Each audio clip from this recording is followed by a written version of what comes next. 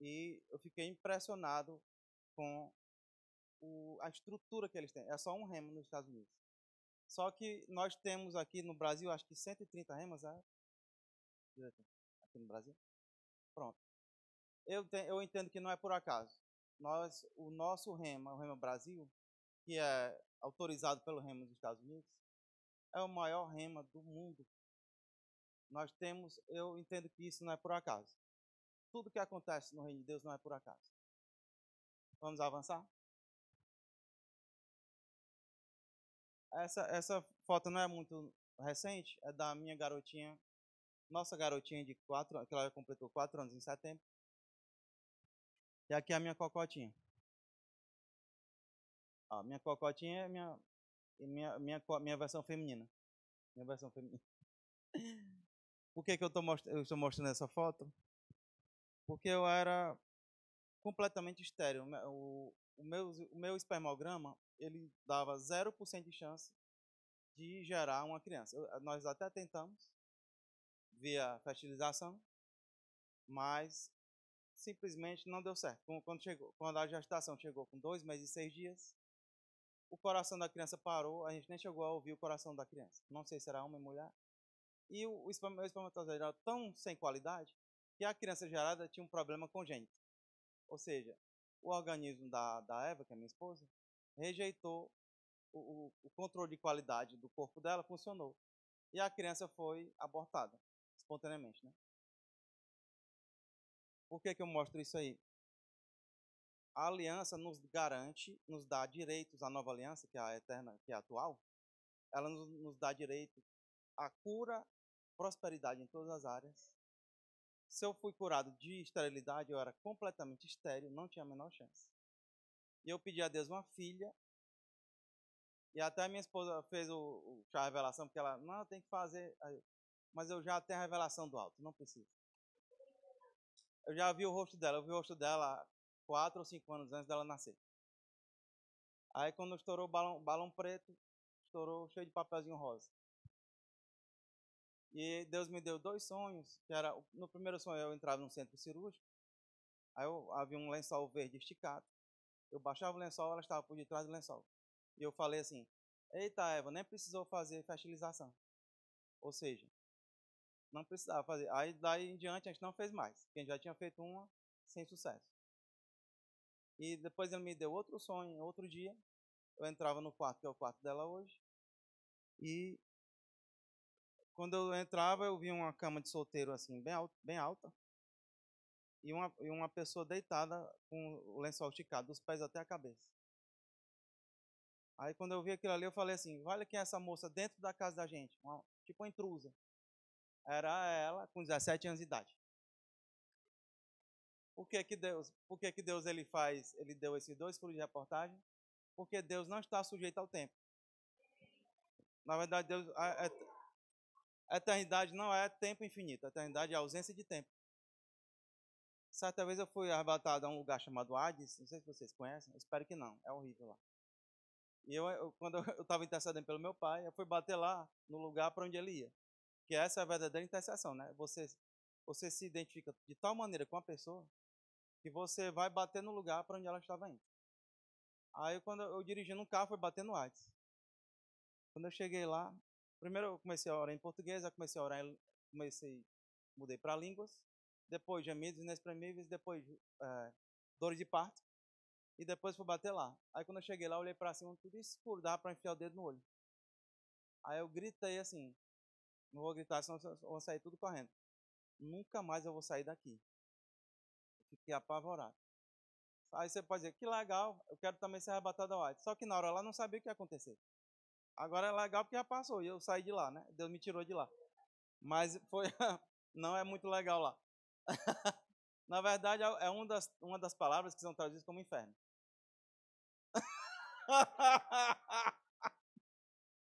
Ou seja, eu fui bater no inferno por causa do meu pai. Por que eu estou falando isso também? Ele já defendeu, já é verdade. Porque não fica olhando para o seu parente, que a gente tem uma mania de falar assim, fulano não tem jeito. O meu pai era ateu, assim, não dá nem para explicar. Ateu convicto. Ele dizia que Jesus era tipo um Tiradentes, era tipo uma figura criada, né? Tipo, como se fosse um folclore, né? E dizia que Deus era a natureza. Ele era ateísta e panteísta. Olha aí. E ele falava isso o dia inteiro. Certa vez ele falando mal de Jesus, que ele já sentava, já entrava no carro para me acompanhar até a Ceasa, que pertinho, né? E Deus falou comigo numa voz tão estrondosa, física, saí aqui do meu ventre, tremia o meu corpo inteiro como se fosse uma caixa de som bem potente. Aí falou assim para mim, não fique triste, porque eu comecei a chorar, saiu uma gotona de lágrima no meu olho direito. Não fique triste, porque se a alegria do Senhor é a nossa força, a tristeza ela drena a nossa força. Primeira coisa que Deus falou, não fique triste. E depois eu descobri um texto lá em Números, foi em Números, em que Josué fala assim, a alegria do Senhor é a nossa força. Só que antes ele fala assim, não vos entristeçais. Aí eu vi, realmente, era Deus mesmo.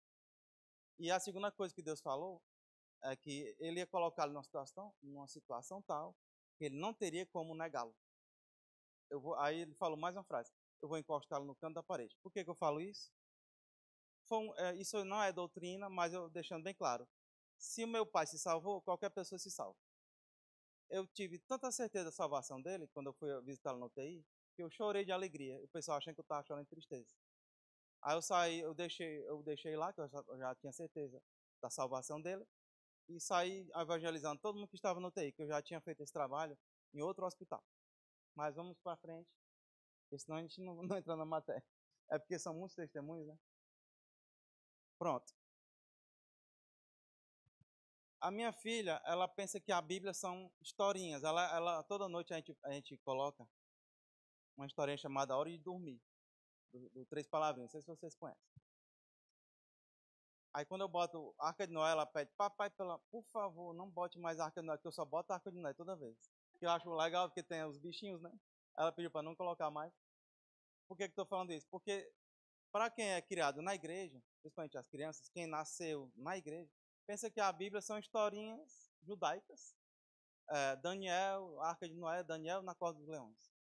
Aí Adão e Eva, parece um bocado de historinha, assim, engraçadinha, mas a pessoa não tem noção, não tem ciência do que é a Bíblia realmente. A Bíblia é um conjunto de alianças. O que é uma aliança? Trazendo para a nossa realidade, porque fica parecendo uma coisa bem intangível. Se for para mim, eu estou ocupado.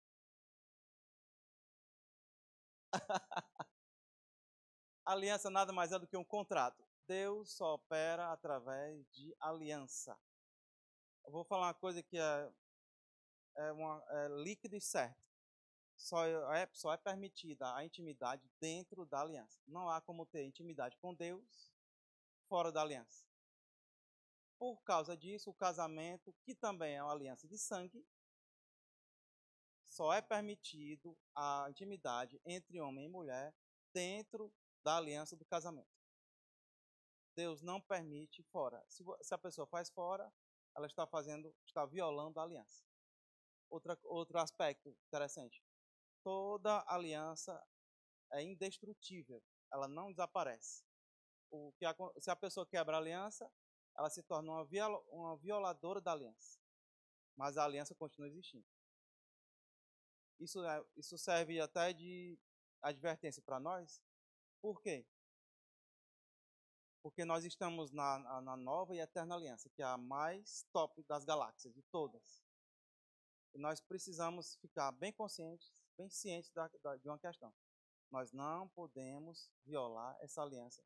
Porque Deus, uma vez eu vi uma ministra falando, Nancy Dufresne, que é a esposa do Ed. Ela falou assim, Deus não deu o que havia de mais precioso na mão dele. Aí eu fiquei assim, como é que essa pregadora fala um negócio desse? Ela disse, Deus deu tudo o que ele tinha. Aí fiquei assim, pensando, eu fiquei igual uma vaca mastigando, olhando para uma porteira, né? De uma porteira nova, né? Aí eu, sabe que ela tem razão? Se alguém chegasse para mim exigindo resgate pela minha filha, eu daria tudo que eu tinha. Eu não ia ficar contando quanto é isso aqui, não. Eu ia dar tudo que eu tinha pela minha filha. Deus fez exatamente isso. Ele deu tudo o que ele tinha. Deus não deu o que havia de mais precioso na mão dele. Vocês entendem isso? Nós precisamos entender essas coisas, por quê? Para entender o peso da aliança. Mas não sabia. Eu nem sabia, eu aceitei Jesus, não sabia desses detalhes aí não. Dessas letras miúdas, né, como o pessoal fala. O problema, a ignorância não vai nos livrar das consequências. Eu já vi um ministro falando o seguinte: o nosso maior inimigo não é o diabo, é a ignorância. O diabo usa a ignorância para nos afastar. A ignorância de quê? Dos termos da aliança. Ok? Vamos avançar. Sim, aí eu coloquei essa bacia de sangue em cima da Bíblia para deixar bem claro. Se você espremer a Bíblia, vai sair sangue. Vamos já entender isso. Ok? Não é um livro de historinhas. Esse livro aí é do americano Larry Huggins. O Sangue Fala, é a tradução. Aí ele fala, ó, descubra a vida e o poder do sacrifício de Jesus. Existem vários livros maravilhosos falando sobre isso. Só que ele fala essa frase aqui, da qual eu gosto muito. O problema com a humanidade é o sangue contaminado. Contaminado por quê? Por vírus e bactérias? Não.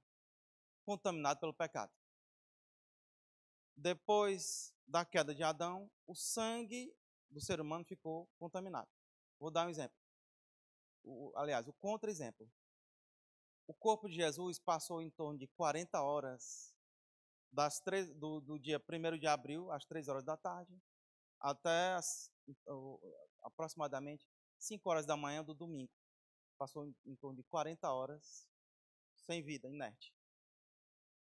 Inclusive o número 40, ele é recorrente no que tange a provação. 40 anos no deserto, Moisés passou 40 dias no monte. Existem várias recorrências do número 40. Só que a Bíblia garante, e eu creio nisso, que o corpo dele não apodreceu, não entrou em estado de putrefação. Ficou em perfeito estado. O que garantiu a perfeita conservação do corpo de Jesus não foi formal, que não existia. Foi o sangue dele que corria pelas veias dele que garantiu essa conservação.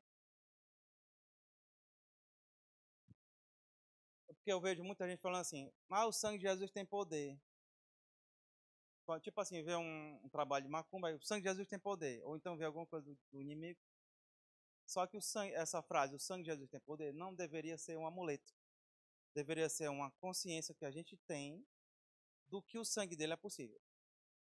Vou perguntar um negócio. Como é que você garante, como é que você tem certeza de que um judeu que morreu há quase 2.000 anos atrás, você nunca ouviu Jesus, nunca falou com ele, não sabe qual era a cor do olho dele, ninguém conhece, assim, a gente nunca viu Jesus. Inclusive, na Idade Média, os pintores europeus pintaram Jesus do olho azul, da pele branca. Eu garanto que não é. Porque judeu não tem esse fenótipo de europeu, né? Como é que a gente tem certeza de que aquele sacrifício chegou até nós? A questão é porque Deus, a gente vai ver isso daqui a pouco, Deus não quebra aliança.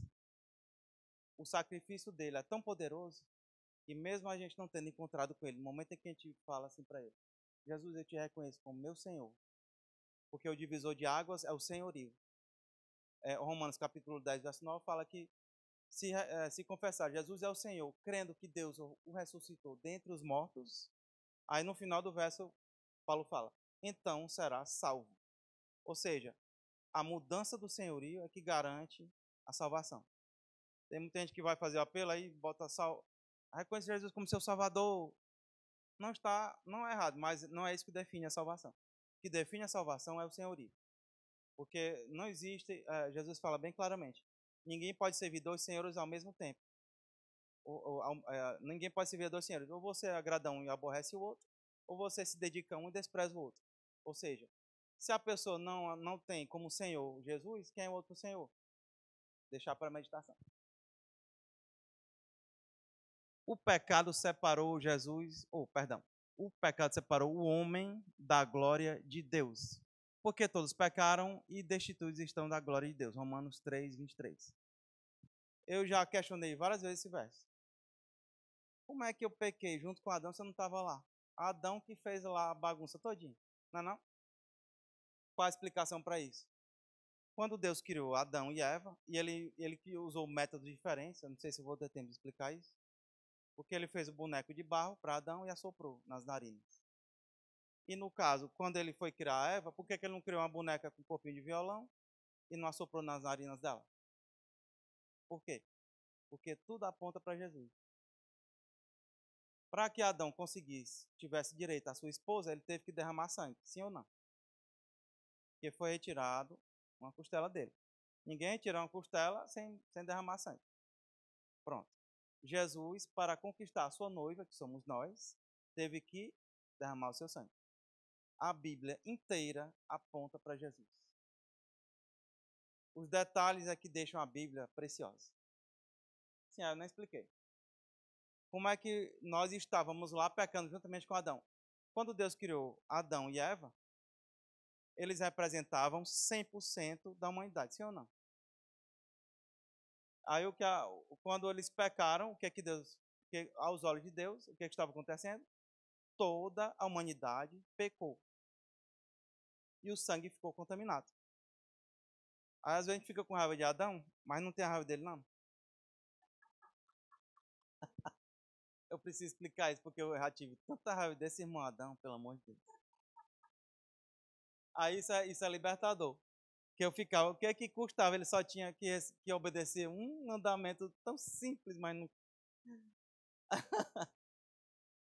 Porque, oh, comédia. Porque assim, havia uma certa insegurança jurídica.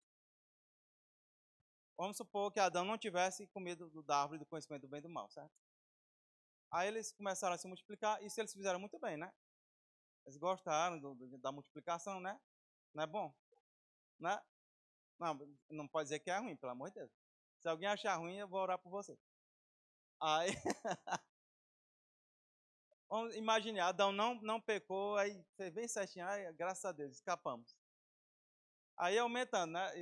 Ia aumentando a prole de Adão, né? Iam nascendo os filhos, os netos, os bisnetos, pronto, ia ficar. Aí daqui a pouco teríamos uma multidão pronta para pecar. Por quê? Porque não havia uma segurança jurídica. Qualquer pessoa, ainda bem que foi logo Adão que já pecou logo, e Deus não foi tomado de surpresa. Depois, se dá tempo, eu mostro isso. Algum dos descendentes de Adão, seja a descendente direto ou lá no tataraneto, alguém cometeria um deslize. Não tem jeito. A única solução seria o quê? A Bíblia diz que Jesus ele foi imolado, o cordeiro foi imolado na eternidade passada. O que é isso? Deus já sabia de tudo. E no coração de Deus ele já tinha sido imolado. Mesmo ele não tendo nenhum corpo na eternidade passada. Se dá tempo, a gente comenta mais sobre isso. Já passou a raiva de Adão? Ninguém tem mais raiva de Adão, né? Graças a Deus. Nem eu. Isso aqui é um texto lá de Ezequiel, no capítulo 16, a partir do verso 4. Quanto ao teu nascimento, no dia em que nasceste, não te foi cortado o umbigo, nem foste lavada com água para te limpar, nem esfregada com sal, nem envolta em faixas. Está falando da humanidade. É Deus falando para a humanidade, certo? Esse gato aqui, ó. Ele está olhando, ó. Não se apiedou de ti, olho algum, nem o olho do gato. Ó. Para te fazer alguma dessas coisas, compadecido de ti. Antes foste lançado em pleno campo, no dia em que nasceste, porque tiveram nojo de ti.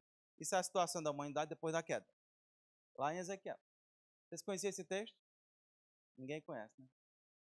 Quase ninguém conhece. Olha, o gato deu um pulo ali, também foi um susto.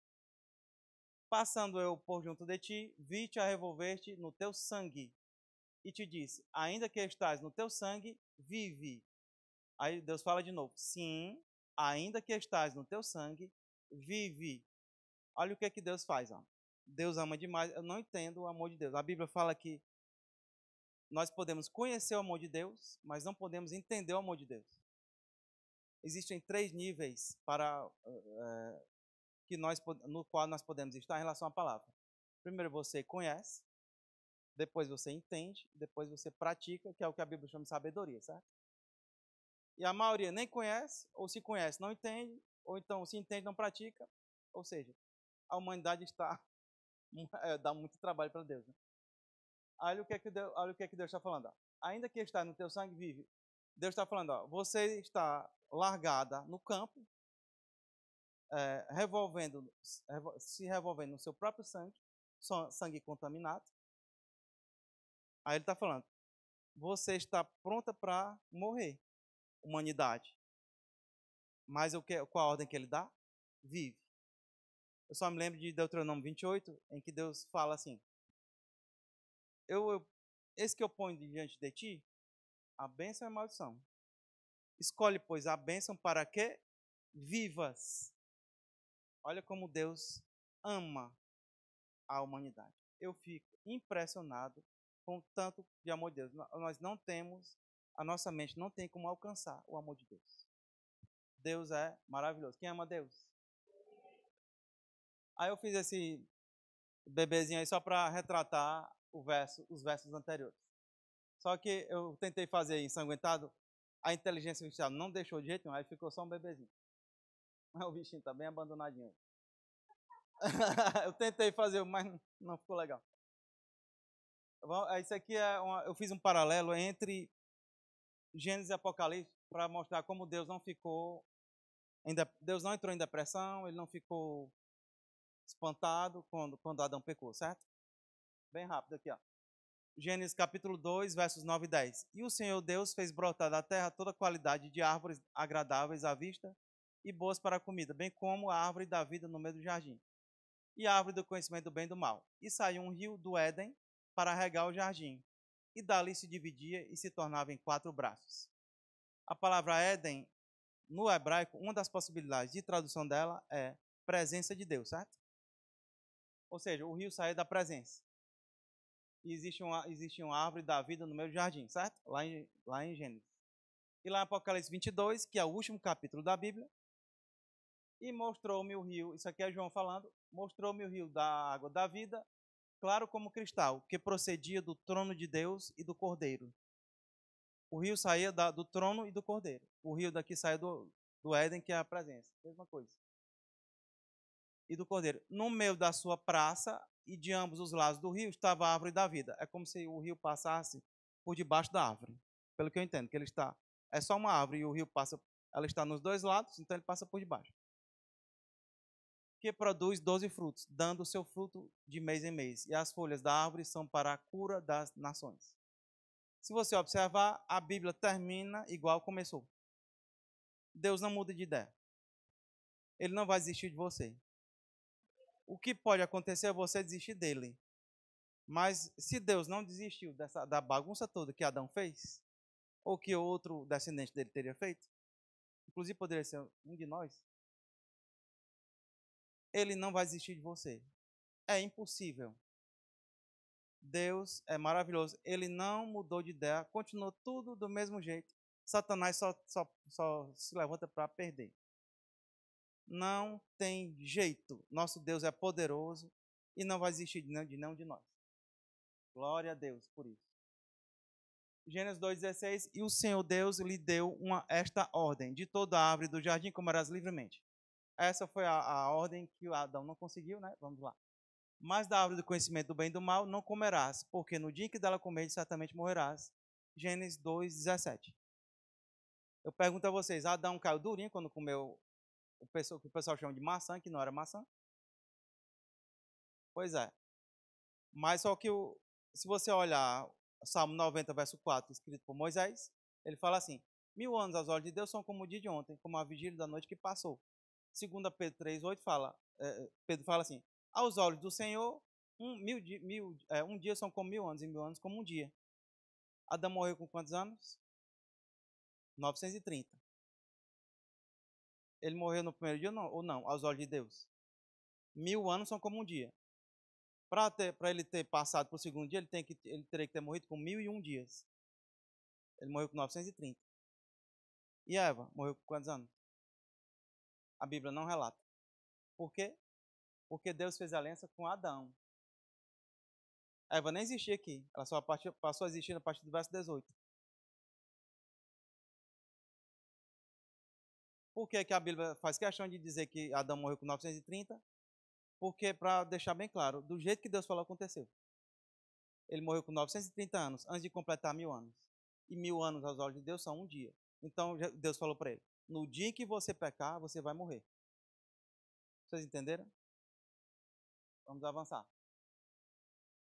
Gênesis 3:1. Isso aqui é a queda, né? Ora, a serpente era o mais astuto de todos os animais do campo. Existe uma versão, a Limárias, que ficou bem ultrapassada, né? Por isso que eu gosto de deixar logo os animais aqui. Que o Senhor Deus tinha feito. E esta disse à mulher, é assim que Deus disse, não comereis de toda a árvore do jardim? Vocês percebem que a serpente, ela não pertencia ao Éden? Ela era a mais astuta dos animais do campo. Se ela foi bater, se ela conseguiu entrar, alguém deu acesso. Eu entendo que tenha sido Eva, não é machismo. Porque lá em 1 Timóteo, capítulo 2, verso 14, Paulo fala assim, 1 Timóteo 2,14. Adão não foi iludido, mas Eva, sendo enganada, caiu em transgressão. Ou seja, se ela foi enganada, a serpente ficou lá falando alguma coisa para ela lá de fora, né?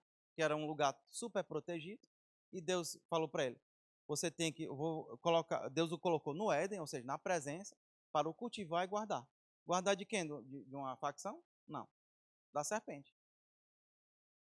Aí Adão fez bem direitinho, mas ela conseguiu acesso através de Eva. Eu penso que sim. A Bíblia não fala, é uma conjectura minha. Mas de qualquer forma, ela conseguiu acesso, porque ela não pertencia ao Éden. Ela estava lá do lado de fora. O Éden estava localizado na porção oriental. Era um jardim. Vamos avançar? Então foram abertos os olhos de ambos e conheceram que estavam nus, pelo que cozeram folhas de figueira e fizeram para si aventais. Se você olhar o último verso do capítulo 2, fala que eles estavam nus e não se vergonhavam. Adão e Eva estavam nus e não se vergonhavam. E aqui ele está dizendo assim, eles conheceram que estavam nus. Imagina a seguinte situação. A pessoa acorda, escova os dentes, toma banho, aí quando chega lá no meio da rua, aí ela olha assim, olha, esqueci de vestir minha roupa. É assim? Não, né? Ou seja, ninguém sai sem roupa, sem saber que está sem roupa. O que aconteceu aqui? Eles tinham uma roupa, alguns teólogos falam que eles tinham uma roupa de glória. Eles não estavam nus, de fato. Eles estavam cobertos com uma roupa, não era uma roupa física. Vamos avançar. Olha, um defeito especial. Pronto. Quando eles cozeram folhas de figueira para si, eles fundaram a primeira religião que já existiu em todo o planeta. Qual é o nome da religião? Religião da folha da figueira. O que... Por que eu falo isso? Eles tentaram cobrir a nudez dele com a coisa que não dava certo. Eu já vi uma frase da Ana Gaia, que é até a esposa do Natan, que ela falou assim, a religião é uma escada podre que os homens tentam construir para tentar chegar até Deus. Os homens constroem uma escada podre para tentar chegar até Deus.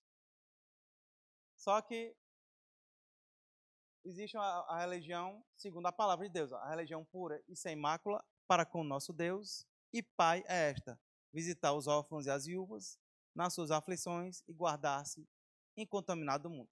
Ou seja, uma pessoa que anda na verdadeira religião, ela não vai quebrar a aliança. Amém? Gênesis 3,14. Então o Senhor Deus disse à serpente: porquanto fizeste isso, maldita serás tu, dentre todos os animais domésticos e dentre todos os animais do campo. Sobre o teu ventre andarás, e pó comerás todos os dias da tua vida. Uma vez eu participei de um laboratório lá na UES, e o laboratório, não sei se ainda existe isso lá. Eu tinha uma jiboia, um bocado de jiboia, que até você pegar, a bicha tem um cheiro tão estranho. E o professor mostrou pra gente umas perninhas vestigiais, só tipo uns palitinhos de dente, lá perto da cauda dela. Ou seja, ela tinha pernas, mas se tornaram, assim, não funcionais, digamos assim, né? Ela se torna, a ciência chama de pernas vestigiais. Só são vestígios de uma perna, ok? Aí eu entendo assim, por que Deus falou isso aqui? Ele está dizendo, você tem perna hoje, mas você vai se, as suas pernas vão deixar de funcionar. E você vai andar sobre o seu ventre. Tudo entendido até agora? Aí ele fala, porém inimizade entre ti e a mulher, e entre a tua descendência e a sua descendência. Esta lhe ferirá a cabeça e tu lhe ferirás o calcanhar. Qual é a descendência da serpente? É o anticristo. Eu estou sendo um pouquinho mais rápido para dar tempo, eu acho. E a sua descendência da mulher é Jesus, certo? A descendência da serpente, o anticristo. A descendência da mulher, Jesus, né? O Cristo. Esta lhe ferirá a cabeça. Está falando do Jesus ferindo a cabeça da serpente. E tu lhe ferirás o calcanhar, porque Jesus realmente morreu na cruz, certo? Tudo entendido? E aqui Mateus 28, 18, depois da ressurreição. E aproximando-se Jesus, falou-lhe dizendo, foi-me dada toda a autoridade no céu e na terra. Jesus esmagou ou não esmagou? Esmagou. Só que quem esmaga hoje a cabeça? Nós.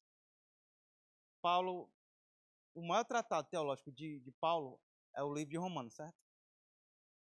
Aí ele fala, ele explica várias questões sobre a questão da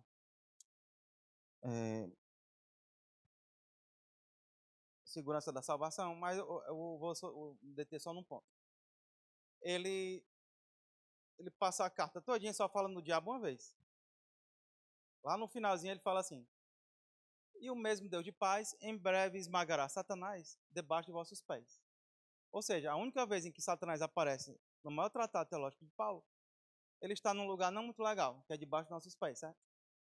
Não é exatamente um paraíso, né, para ele. Olha o que Paulo está dizendo. Ó. Imagine, porque na cabeça de Paulo ele tinha esse contexto. Imagine um batalhão do Império Romano de 200 soldados marchando em perfeita sincronia. Os sapatos dos soldados romanos, eles tinham uma espécie, como se fossem pregos, bem pontudos, bem agressivos realmente. E imagine que o batalhão está marchando e um gaiatinho chega e se interpõe na frente do batalhão. O que vai acontecer? Ele vai ser esmagado. Esse foi o contexto no qual o Paulo colocou a gente. Se ele se meter a gaiatinho na nossa frente, ele será esmagado. Aí por isso que ele fala, em breve, o Deus de paz esmagará Satanás debaixo dos vossos pés. A igreja tem ou não tem autoridade? Glória a Deus. E o Senhor Deus fez túnicas de peles para Adão e sua mulher e os vestiu. Gênesis 3, 21. O homem tentou fazer aquela coisa religiosa, com a folhazinha da figueira, e Deus, não, isso aí não funciona. Aí pegou um cordeirinho, que não estava na cena do crime, um cordeiro inocente, e tirou a pele. Para você tirar a pele, tem que fazer o quê? Tem que matar. Tem que tirar o sangue. O sangue vai correr. E porque agora vou tentar, não sei se vai dar tempo para explicar essa questão. O que é que tinha a ver um cordeirinho inocente, que não estava nem na cena do crime? Deus pegou o próprio do cordeiro, que não tinha nada a ver, matou o cordeiro e cobriu a nudez dele, certo? A base do sistema sacrificial foi o que aconteceu lá no Éden, e durante toda a antiga aliança. A base é a morte substitutiva, porque o salário do pecado é a morte. Quem conhece esse verso lá em Romanos? Aí vamos imaginar que um pecador estivesse nessa condição. Eu sou pecador, vamos supor, um pecador pensando, certo? Precisaria o quê? De uma morte substitutiva, porque o salário do pecado é a morte. Aí a pessoa lê isso aqui, aí pensa, um pecador que a igreja não é pecadora, certo? Nós não somos pecadores redimidos. Nós somos santos, Filho de Deus, justiça de Deus, exatamente. Aí o pecador pensa, vou me apresentar diante de Deus. Tenho que morrer porque sou pecador. Ele começa a raciocinar, né? Mas em vez de eu morrer, um animal inocente morre em meu lugar. Essa é a base do sistema sacrificial. Só que existe uma grande diferença desse sistema para o sistema da nova aliança. Vou mostrar agora. Lá em Hebreus capítulo 10, verso 4, nós não sabemos quem foi o escritor ou a escritora, pode ter sido inclusive Priscila, pode ter sido a mulher, ó, viu? Que maravilha. Ninguém conhece o escritor ou a escritora aos Hebreus. Mas não interessa, né? Aí, ó, porque é impossível que o sangue de touros e dos bodes tire pecados. Por que é impossível? Porque o principal da dívida não é pago. Eu vou explicar isso bem rapidinho. Vamos supor que, eu não vou nem falar você para ninguém tomar isso, para ninguém tomar posse. Uma pessoa, hipoteticamente, esteja devendo o cartão de crédito. Aí, em vez de pagar a fatura toda, ela paga só o mínimo, todo mês. Ela paga o mínimo agora em março, aí paga o mínimo em abril, aí vai pagando só o mínimo. O que vai acontecer? Vai se tornar impagável. Porque o juro do cartão é violento, né? É o pior que existe, por sinal. Ou seja, a pessoa, ela vai presa? Não, né?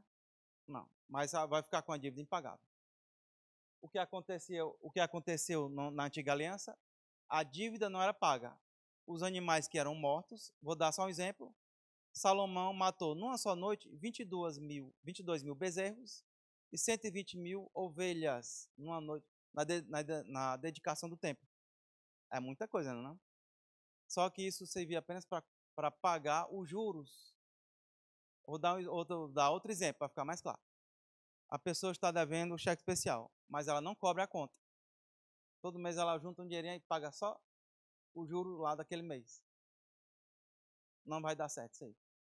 Foi exatamente isso que aconteceu na antiga aliança. Existe um verso lá de Romanos que Paulo fala assim: Deus não levou em conta os pecados anteriormente cometidos. Por quê? Toda vez que alguém peca, a ira de Deus se levanta.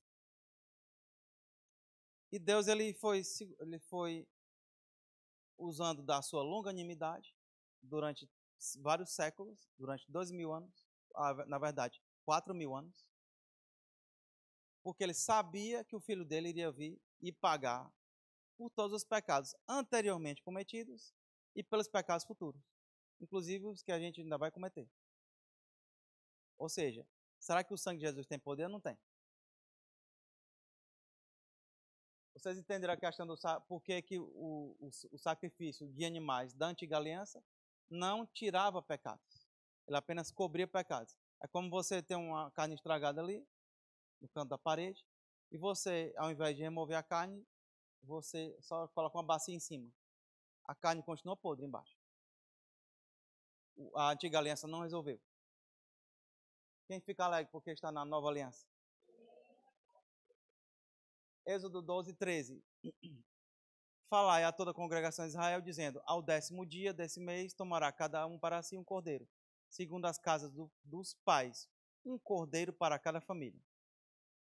Ao longo da história da antiga aliança, você vê pessoas oferecendo um cordeiro para uma pessoa, no caso Abel, Jó, Abraão, era um cordeiro para uma pessoa. Aí aqui em Gênesis capítulo, em Êxodo 12, 3, era um cordeiro para cada família. Se a família fosse pequena, eles tinham que dividir com outra família, porque não podia sobrar nada. E existe uma festa em Israel, que era o dia da expiação, que era um cordeiro por toda a nação, certo? Ou seja, um cordeiro para uma pessoa, aí foi evoluindo, né? Um cordeiro para uma família, em Êxodo 12. Um cordeiro para cobrir os pecados de uma nação. Cobrir, não era tirar, cobrir. Até que chegou o cordeiro de... Vamos lá? João 29. No dia seguinte, João viu a Jesus que vinha para ele e disse: eis o Cordeiro de Deus. Não era um animal, era um homem perfeito, que tira o pecado do mundo.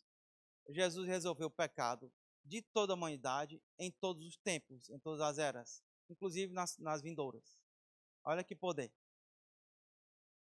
Vamos avançar. Imagine esse lindo garotão aí. Só tomar uma aguinha.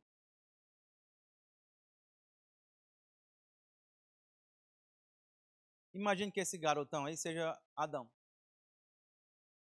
Adão cometeu quantos pecados para que ocorresse a queda? Só um. Não coma da árvore do conhecimento do bem e do mal. Existe até um pregador chamado Rick Renner, todo mundo conhece, eu acho. Ele falou algo que eu achei bem interessante, que ele falou assim, Adão, quando viu que Eva tinha comido o fruto, e ele, por ser tão apaixonado, que ele ficou todo empolgado, né, quando viu ela. Essa realmente é a carne da minha carne, ossos dos meus ossos, não tem penas, não tem escamas, né, ela é a metade da minha laranja, né.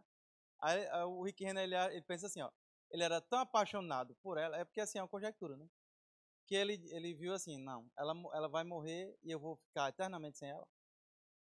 Aí ele foi e comeu. Já pensou? Ai, meu Deus. Sim, aí vamos voltar aqui para Adão. Vamos voltar para Adão. Adão cometeu um pecado do tamanho dessa bolinha de neve, certo? Aí ele foi, ó, lançou a bolinha. Ele estava no cume da montanha, lá na parte de cima. E essa bolinha, à medida que descia, ela aumentava de tamanho e de velocidade. Essa bolinha representa o pecado, certo? E quanto mais ela aumentava, mais rápido ela descia. Essa bolinha, ela representa o acúmulo de pecados até Jesus, certo? Só que, qual era o problema? Vamos passar aqui para o próximo slide para ficar mais claro. Aquela bolinha se transformou numa super bolona, certo? Essa bola de pecados aí. E eu coloquei até aqui um trecho do verso. Mas quando chegou a plenitude do tempo, Deus enviou o seu filho. Quem deveria estar lá na base da montanha para ser esmagado, seria toda a humanidade, todos nós aqui, certo? Porque o salário do pecado é a morte. Só que o que o verso fala? É lá em Gálatas 4:4. Quando chegou a plenitude do tempo, existe toda uma explicação, não vai dar tempo de falar, essa questão da plenitude. Deus enviou o seu filho. Para quê? Para ser esmagado pelos pecados acumulados. Esse foi um dos motivos, aliás, foi o grande motivo pelo qual Deus limitou o tempo de vida das pessoas. Assim que Adão caiu da graça, as pessoas conseguiam viver, Matusalém viveu 969 anos. Aí Deus limitou a 120 anos. A maioria vive só 70, 80. Por quê? Quanto mais a pessoa vivia, mais ela acumulava pecados. E maior seria a bola de neve que esmagaria o filho dele. Vocês entendem? Ou seja, Deus estava preservando Jesus de sofrer mais ainda, fora o que ele já sofreu. Já foi terrivelmente. Quem assistiu aquele filme Paixão de Cristo, lá do... Pois é, aquilo ali é só um tira-gosto, não é a realidade. Foi muito pior.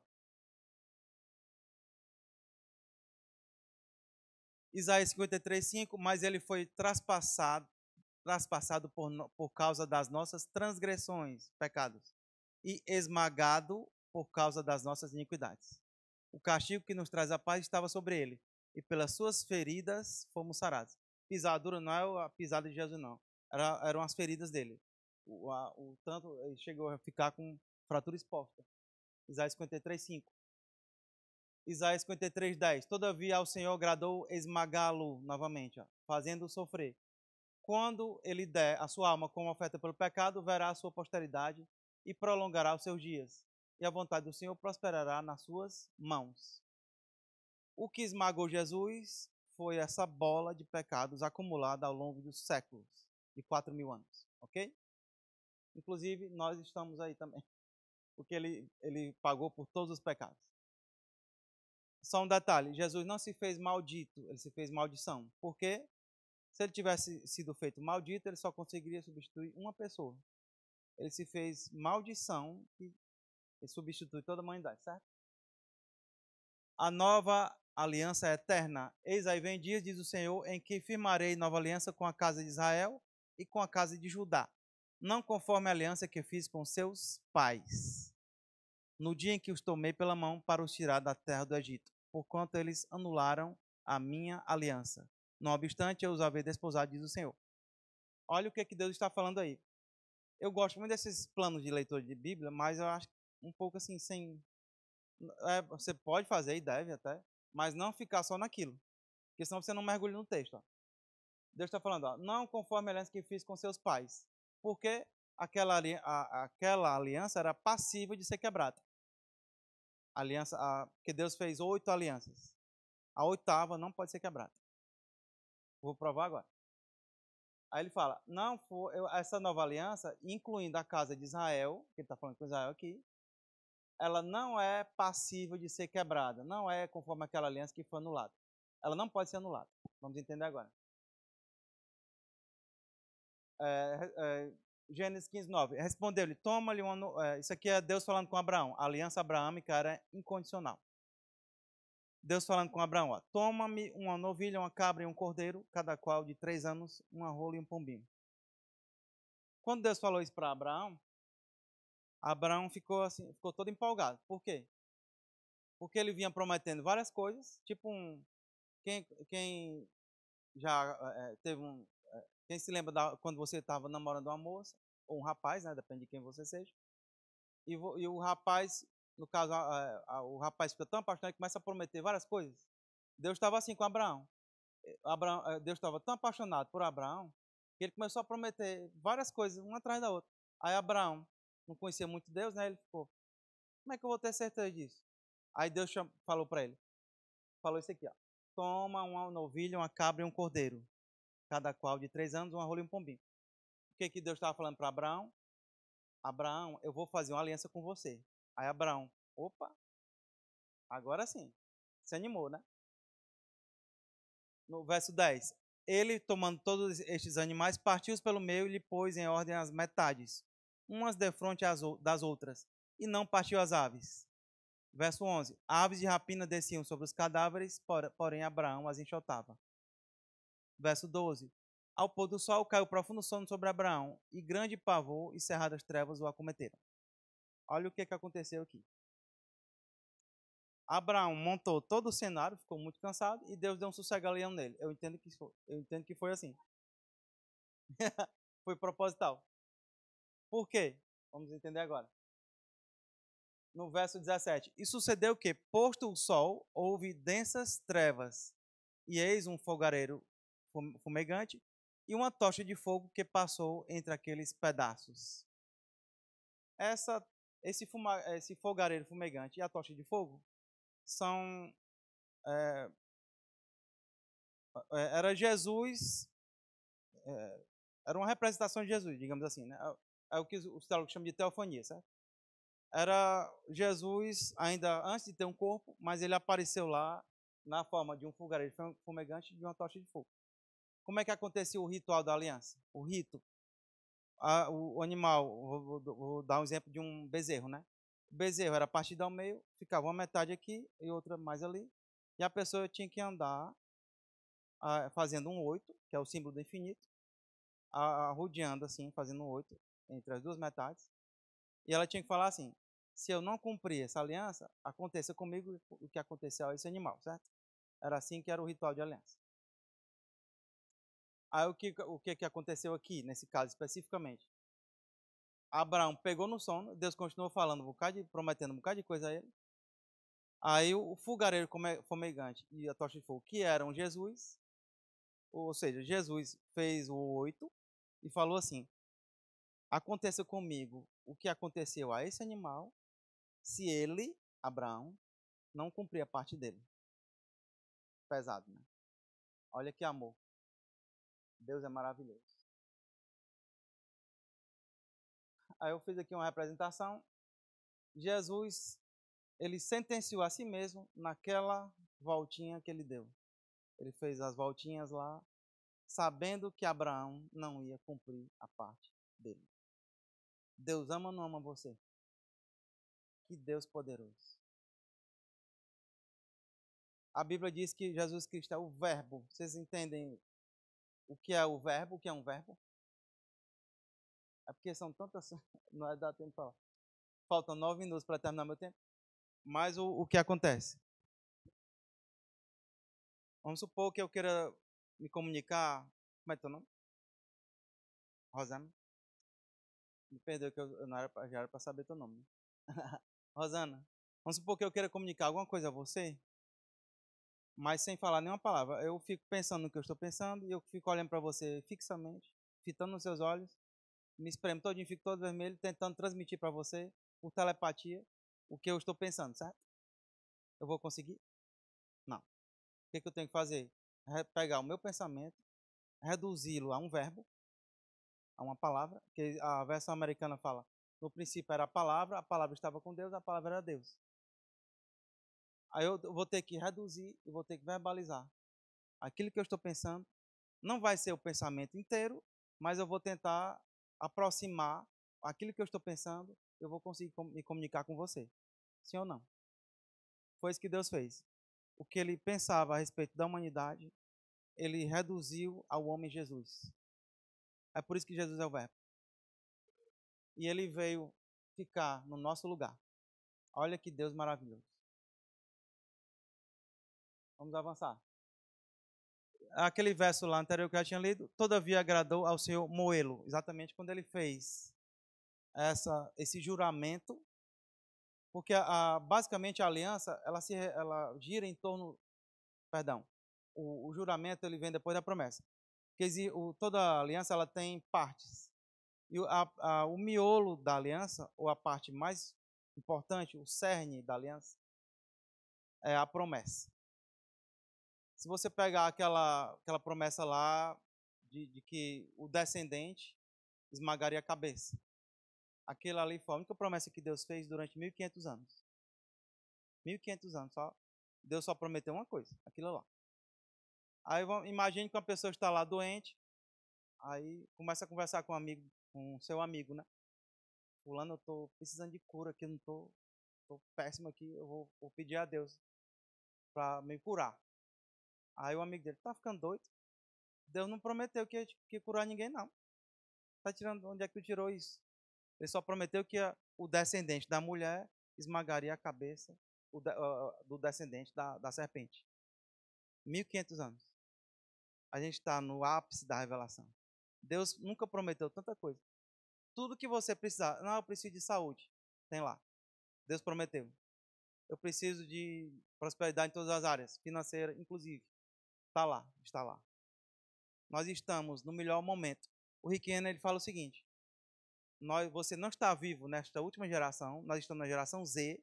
Qual a última letra do alfabeto? Z. A partir dos anos 2000, do ano 2000, a ciência está falando, não é a Bíblia não.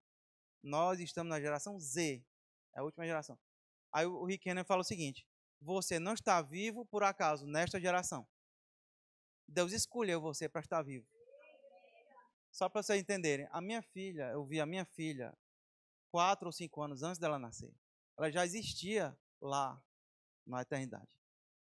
Ela só se manifestou quando eu deixei de atrapalhar. Porque a gente é que atrapalha Deus. Porque ele falou, porque não dá tempo de falar muito, mas Deus falou para mim: você está magoado comigo. Eu estava magoado com ele. E eu tinha uma ministração que ele tinha me dado no Salmo 127, verso 1, explicando como não ficar escandalizado com Deus. Aí o Espírito Santo me deu essa alfinetada dizendo: você está magoado com Deus. Aí quando ele falou aquilo ali, me perdoa, Pai, em nome de Jesus. Ela nasceu no mês seguinte. Nasceu não, foi concebida, né? Perdão, eu falei errado, mas vocês entenderam. A palavra aliança, só para concluir, né? A palavra aliança é uma palavra que tem perdido o significado e a importância na sociedade atual. Nos tempos bíblicos, essa mesma palavra envolvia promessa, compromisso, fidelidade e lealdade constante até a morte. É porque aqui é a página da apostila. Uma aliança era sagrada e não era ligeiramente iniciada pelas partes envolvidas. Além disso, uma pessoa era boa conforme suas palavras de aliança. Em uma sociedade em que acordos nacionais, contratos de negócios e contratos de casamento estão debaixo de pressão e ataque, na qual pessoas estão quebrando contratos, traz grande alegria e conforto saber que Deus é um Deus que faz aliança e mantém e aguarda. Quem fica feliz? Aqui, ó, o que restou, uma das poucas coisas que restaram foi a aliança, né? Casamento. Eu não preciso ficar chegando num lugar, ó, pessoal, sou casado. Não, todo mundo já sabe. Ele tem compromisso com alguém. Só que o pessoal chama isso aqui de quê? Bambolê de otário. Perdão pela. Mas é assim que o pessoal fala. Ou então algema. Quem já ouviu isso? Eu já ouvi. Ou seja, a única coisa que restou, e foi isso aqui, vou dizer umas três coisas aqui.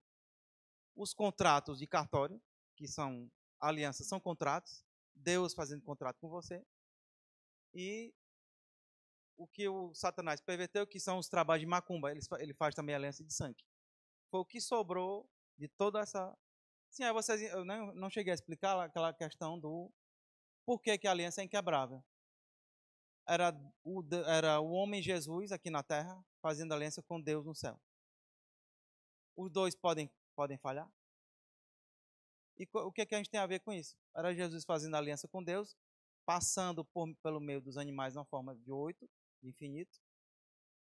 E a gente não estava lá fazendo isso. Quem garante que nós estamos nessa aliança? A Bíblia diz que nós, quando reconhecemos Jesus como Senhor, nos tornamos um com Ele. Quando nós reconhecemos o senhorio de Jesus, nós nós nos tornamos um com Ele e nós passamos com Ele através daquele animal. Deus nos leva até lá.